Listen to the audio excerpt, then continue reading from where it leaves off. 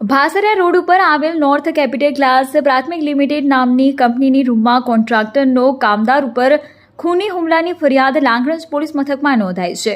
કંપનીમાં કામ કરતા મધ્યપ્રદેશના આશિષ શર્મા અને આસામના પિંકુ નાલ ભોજલે નામના કામદાર યુવક વચ્ચે ઝઘડો થતા આશિષ શર્માએ પિંકુ નાલને માથામાં અને શરીરે લોખંડના સળિયાથી હુમલો કરી દીધો હતો.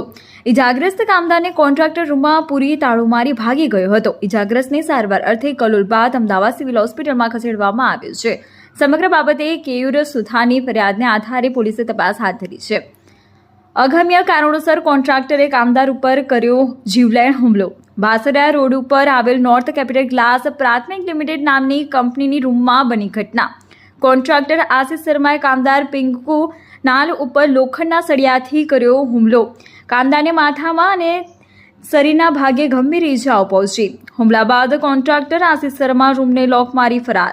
લોહી લુહાણ અને બેભાન હાલતમાં કામદારને સારવાર અર્થે કલોલ રાજેશ હોસ્પિટલ બાદ અમદાવાદ સિવિલ હોસ્પિટલ ખસેડાયો. કંપનીના કેયુર સુથાર દ્વારા લાંગણજ પોલીસ મથકમાં ફરિયાદ નોંધાવી.